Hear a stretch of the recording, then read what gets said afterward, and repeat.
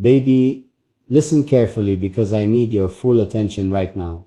Your name just appeared in a palace document. And nothing about this is small or ordinary. I'm staring at it with my own eyes. A page that carries the seal of power, the stamp that decides fates. And there it is, your name written clear, almost glowing against the paper. Do you know what that means? Do you realize the kind of storm this could bring? I can't explain the rush that went through me. The second I saw it, at first I thought it had to be a mistake, a coincidence. But no, the way it's placed, the context, the tone of the lines, it's intentional. Someone in that palace wants you known, wants you seen, wants you tied to matters that most people don't even whisper about. And I can't stop asking myself, why you? Once your name is inside their circle, life doesn't move the same anymore.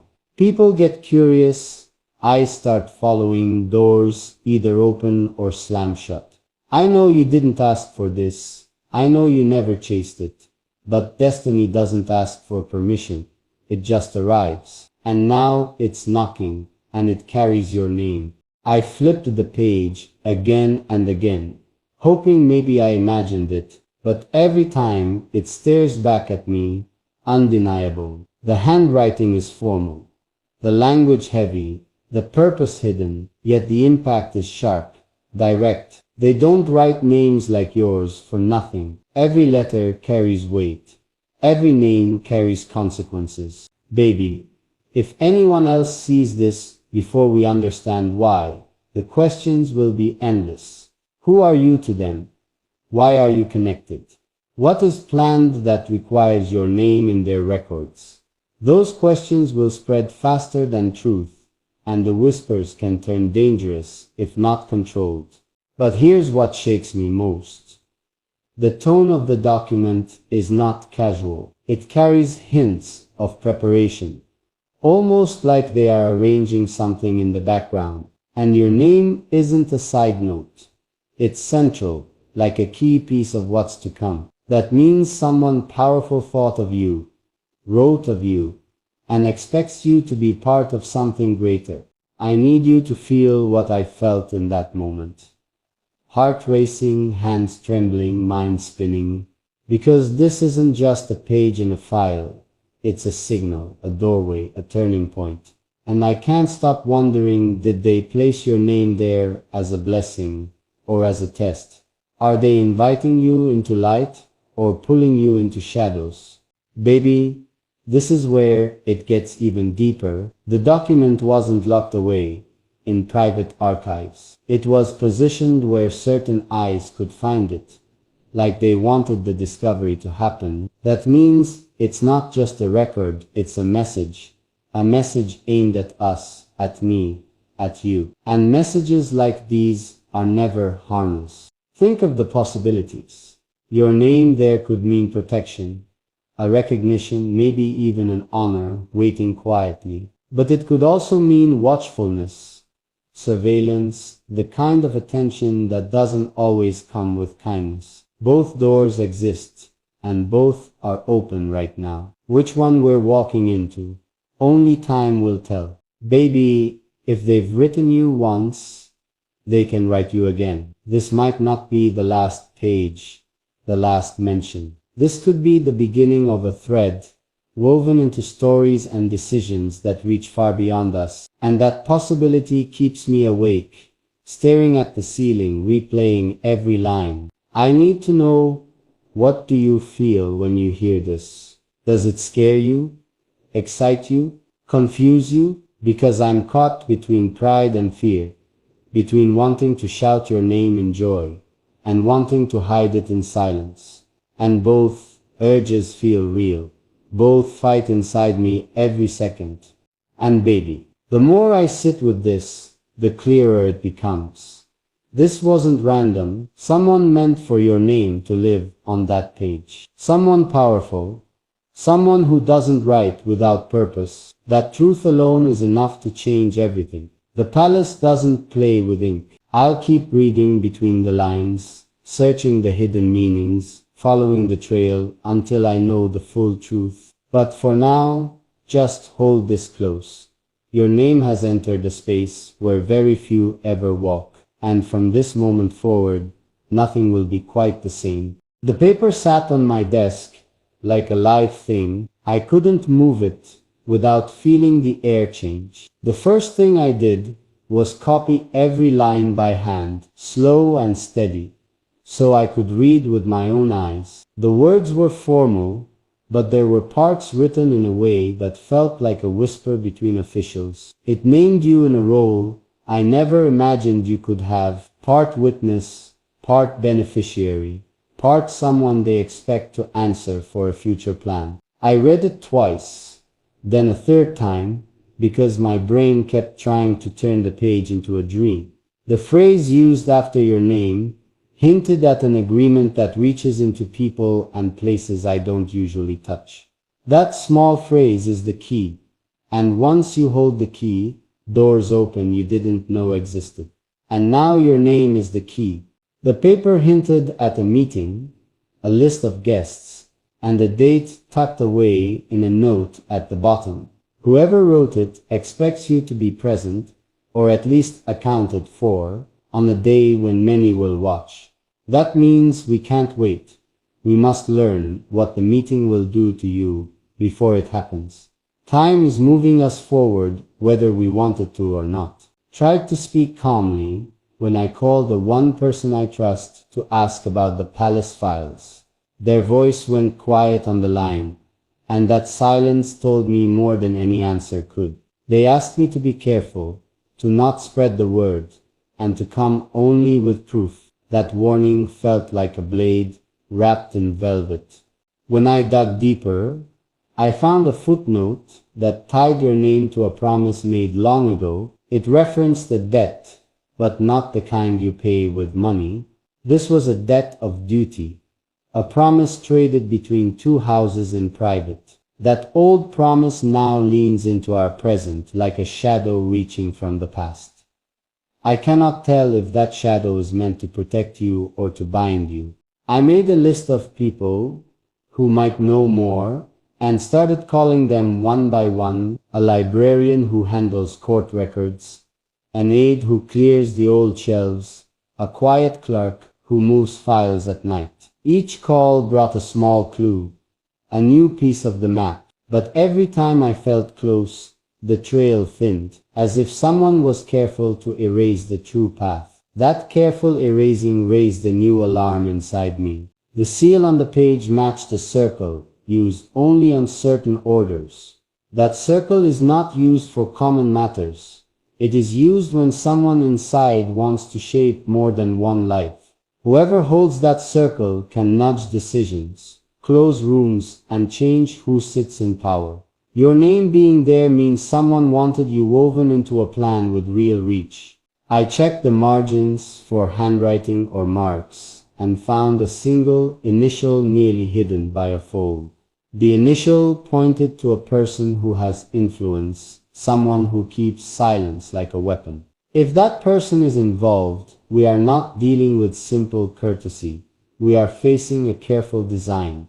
The design could favor you, or it could expect a price. There was mention of a clause that only appears in contracts when trust is fragile. It said that if one party cannot fulfill their side, another named person steps in. You were the named person. That clause turned my stomach, because stepping in could mean honor and safety, or duty and loss. Which would it be for you?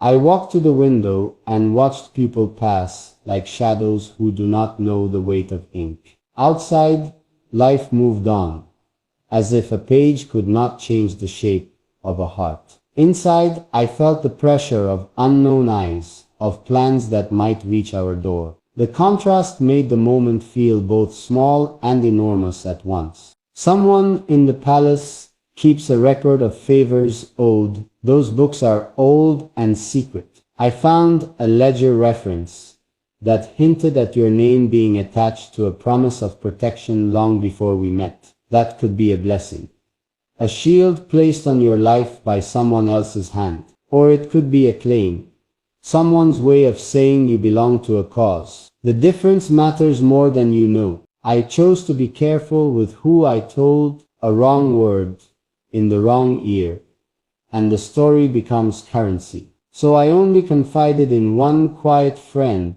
who promised to watch without speaking. Their face grew pale as I read the lines to them, and they asked if I had considered the possibility that someone wanted to use your name to force an alliance. That suggestion felt like a cold gust.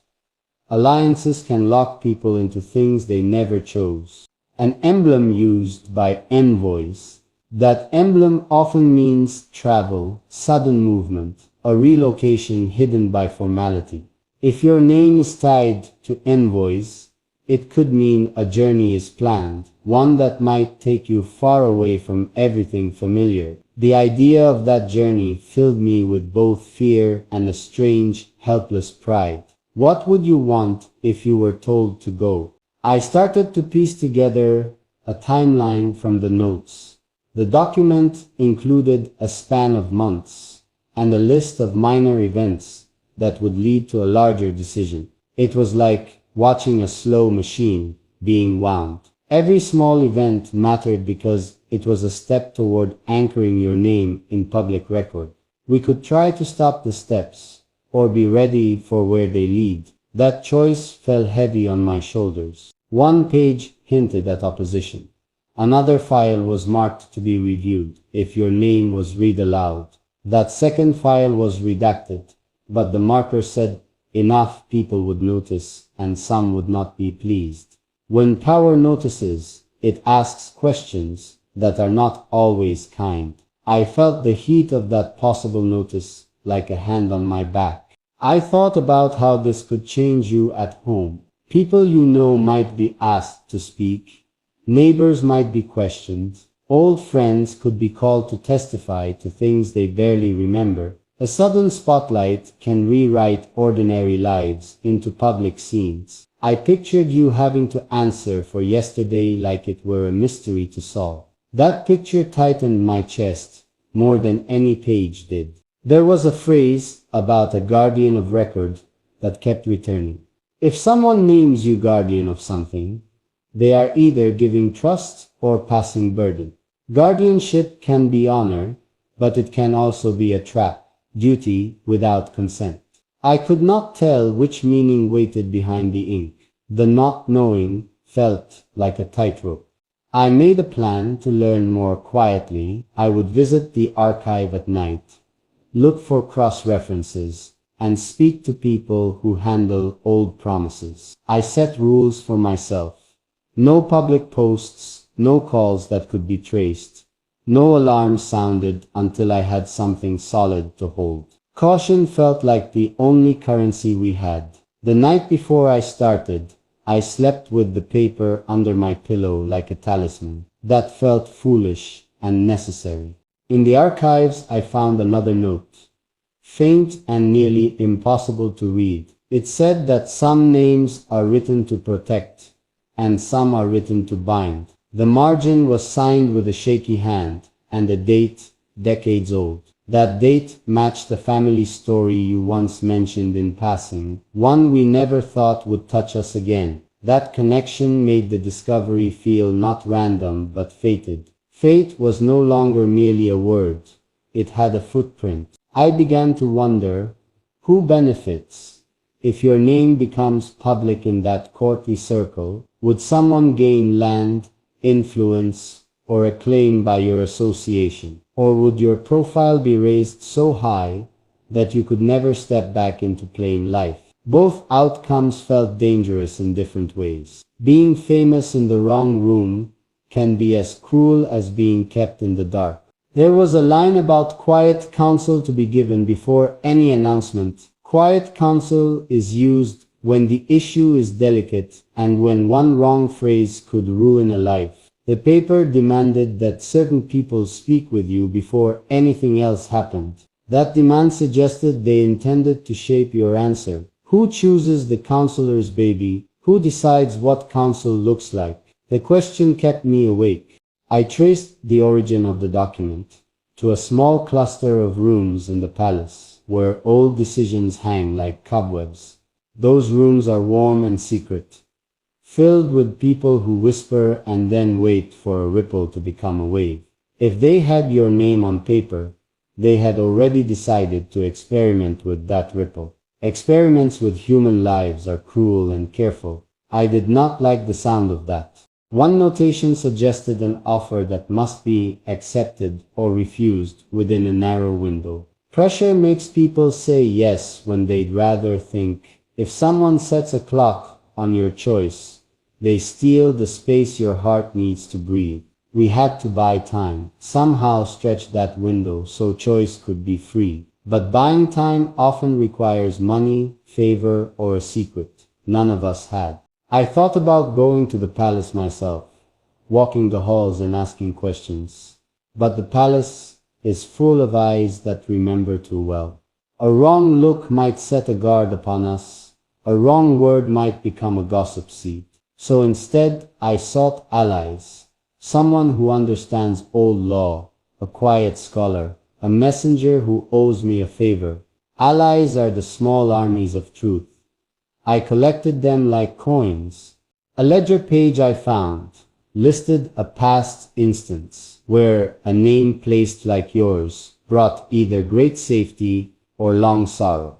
The story was split. Some families gained protection and influence. Others lost their peace forever because of obligations they never wanted. The split proved that the outcome depends on the hands that hold the contract after the ink dries. We needed to know who would hold ours. I started to plan conversations in my head. How would I tell you without frightening you? How would I ask for your choices without making you afraid? The paper had stolen normal life's shape and left us with bigger questions. I rehearsed small words that would ask for time, not demand. Asking for time felt like asking for mercy. I found a short note tucked inside the document. For their protection, notify only at discretion.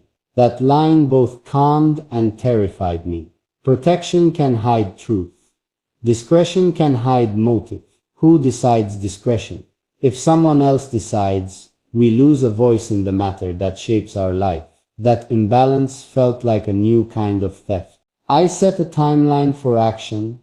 First, gather facts. Second, secure a friend in the court who can listen. Third, prepare an offer that preserves choice. Plans on paper felt safer than panic in my head. But plans can be fragile when power is involved. The hardest part was knowing that every step I took could be watched. When I showed a close friend the line about envoys, they warned me about sudden travel notices used as traps. People have been sent away before to quiet a question or to seal a bargain. The thought that you could be asked to leave under polite words made my stomach drop. How do you say no to a journey when the request comes with a seal and a smile? That question haunted me. I began to think of the ways to protect you quietly. Keep your passport close. Have a trusted person with your things. Avoid signing anything without counsel. These simple steps felt small, but possible. They also felt like betraying the ordinary life we wanted. The balance between caution and normalcy tightened like a rope around my chest. What if your name were being used to connect two houses without your consent? The idea that your life might be a bargaining chip made me want to tear the page in front of the palace and shout the truth to the wind. But shouting rarely helps when halls are full of listeners who write down every noise. So fury turned into careful work instead. Anger became fuel for planning, not for display. I checked the signatures at the bottom again and noticed one small flourish I had missed before. That flourish belonged to a person who had once helped a friend of mine in a way that changed their life. I called that friend at once and asked for a favor in return to speak to the person behind the flourish and ask why your name had been used. Favors are slow currency, but they move things if used right. This was a risk, but risks are the only way to pull truth into light. My friend called back with a cautious answer. The person behind the flourish said your name was suggested as a way to settle an old score quietly. That word score fell like a stone. If your name was a tool to settle something, then you were being asked to carry someone else's unfinished fight. I could not accept that without hearing you first. The idea of your life taken to settle old accounts made my hands shake. I planned to confront the issue gently, to ask for explanation, and to offer an alternative that would protect you without binding you to someone else's debt. But I also planned against resistance. If they refused to be reasonable, we would need a firmer answer, legal counsel, public notice, or a public record that disproves the claim. All of those roads cost time and resources. We had to choose which road to take and when. My last call revealed that the palace expects an answer within weeks. The clock was no longer a threat in the far distance. It was a drum beating closer. We had a short window to act, to protect you, and to decide if we would accept the role written with your name. My mind raced with plans, and my heart tightened around the image of you asked to cross a threshold you never chose. So I wrote you a letter I did not send yet. I wanted to share the truth gently, to offer you the chance to decide with full eyes.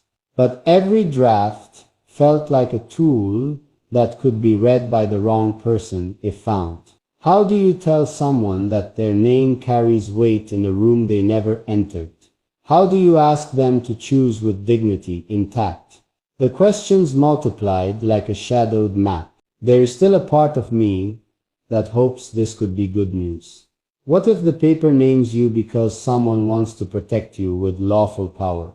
What if your life could gain a safety net that keeps certain dangers away? Hope made my steps softer, but I tried not to let hope blind me to the risk. Both paths could be true at once, blessing and binding.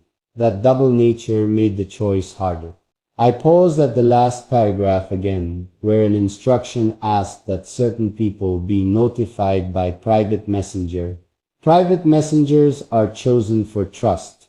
If the messenger arrives, it will tell us who really pulled your name onto the page. Waiting for a knock felt worse than anything else. The door could bring salvation or a demand. I kept the kettle on the stove as if the act of boiling water might slow time. And now the clock is ticking louder. The next days will be filled with careful visits, quiet calls, and small moves made in shadow. We will reach out to lawyers who do not shout, to friends who can whisper, to records keepers who can find old papers that prove different facts. All of it will happen under the same roof where your name first appeared. The roof feels smaller now, like the world itself is folding inward to listen. Remember the line about discretion? Whoever asked for discretion expected the story to be handled without noise. But discretion can hide kindness too. Our task is to bring truth without breaking trust, to find who put your name there and why, and to give you the choice to accept or refuse before anyone else decides for you. That is the quiet fight ahead. I am ready to move when you are. I will gather more proof, ask for more favors, and make small plans that keep you free. But I will not push without your voice. This paper may have your name on it, but your life is yours to choose. The next step will change the path we walk, and I will stand with you as we decide which door to open. I can feel the next move like cold air before a door opens. Now that the paper exists, the game changes, not slowly, but at once. I will go to the place where messengers leave, and I will wait until someone comes with a sealed note or a face that knows too much. I will not rush. I will be quiet and careful because loudness will only point to us. First step. I will gather 2 companions who can keep a secret and think fast. One will be a careful listener who knows palace ways. The other will be someone with skill at soft talk who can turn a hard question into a calm answer. We will meet before dawn, exchange small signals, and agree on one line to speak if we are stopped. We seek only clarity. That phrase will be our shield, simple, true, and not a provocation. Next, I will carry copies of what I found, but I will hide them inside a harmless book so they do not look like weapons. If someone sees me, appearances matter in halls where eyes measure more than words. I will also leave a false clue elsewhere to see who moves first. If the wrong person reaches for it, we will know which side is watching. That test is quiet and clever. It will tell us more than many questions could. I will speak to one old clerk who keeps coffee by the ledger room. He remembers small things, like which door creaks on the third week, and which footman hums when rain comes. He will not shout, but he will whisper where the messenger usually waits, and that whisper will be gold to us. If he refuses, it will tell me someone has already paid him to be silent. That silence will be an answer in itself. If a messenger arrives with official trim, I will not meet them alone. I will ask for a neutral witness, a scholar with no taste for power, someone who can read the paper and see if it is true law or a story meant to shape opinion. Witnesses matter. They change how a conversation is remembered later. Bringing one will show we are cautious, not fearful. When the knock comes, I will listen first and let the messenger speak. People who carry power like to fill the pause with reason. I will count the seconds of their speech and watch for slips. A name added too soon, a word used too carefully. Those slips are signals that reveal who really wrote the note and why. The right question at the right time will make them show their hand. If they offer explanation that sounds like safety, I will ask for a written promise in clear language. No flourishes, no hidden clauses, no old terms that mean different things in dark rooms. I will request words that anyone can read and a deadline that is fair. If they refuse, the refusal will be the proof we need to move louder. Silence after a push is not peace. It is a trap.